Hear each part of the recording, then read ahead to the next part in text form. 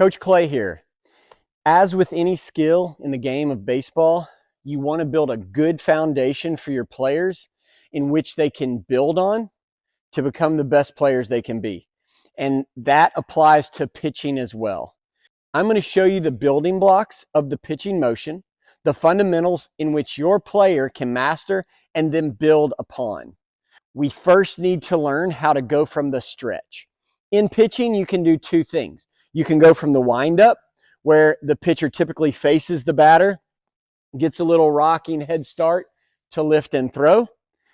When you're playing big league rules with leadoffs and steals, you typically would only use the windup when people are not on base. But if people are on base, or even when people aren't on base, you can always go from the stretch. The stretch is going to start out from position number 1, which is looking in. The ball is in your hand. I put it off on my hip back here. I have my foot either up against the rubber or halfway on, halfway off. I'm going to have my feet wider than my shoulders, my glove either on my chest, on my leg, and I'm going to look in to my catcher. This will be when I get a sign if I have more than one pitch, or when I'm starting out to make sure the catcher is ready and has his target. Once the catcher has given me a target, I can go to position number 2, which is coming set. My set position is right here.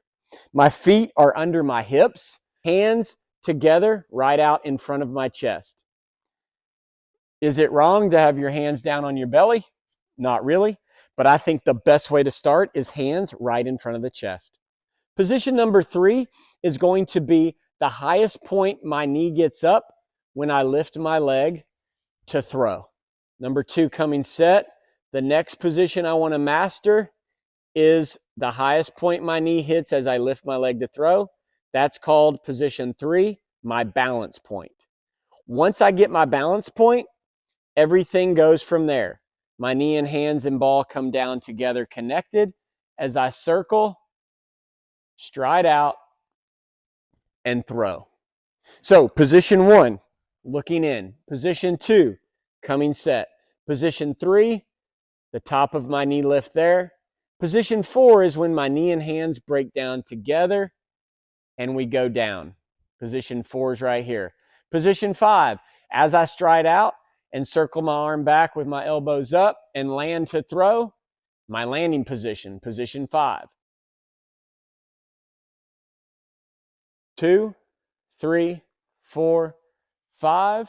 Position 6, I throw, rotate, boom. Getting a flat back into my finish. Position 7, the leg goes up, helps my arm stop. Position 8, it falls beside me into my follow through. If I go all the way through, look in, come set, balance down, over the top and throw. 1, 2, 3, 4, 5, 6, 7, 8.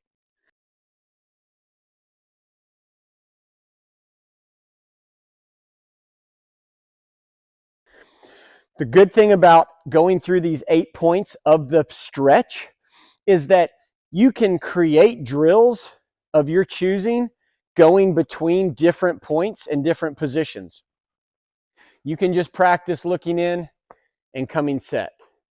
You can practice looking in, coming set, holding your balance point for a second or two before we pitch. We can get out to that landing position and we can rewind it back to our balance point and throw. We can go through our motion and kick our leg up behind us and do a drill where we hold it till the ball hits the mitt to make sure we're under control. But those 8 different positions in the stretch, mastering those will give you a basic foundation of pitching that you can start any young pitcher off with. And once they master those, they'll be ready to throw strikes, receive a little more detailed expert instruction. They can work on being a little more technical, finer points of the arm motion, the arm slot, throwing different pitches. But without that foundation, the rest of it's just going to be really difficult. Hey, I hope you like what we're giving you on the channel. I hope you can use it to help your young player. If you like the video, hit that like button. And if you haven't already, subscribe to the channel. and hopefully we'll see you down the road.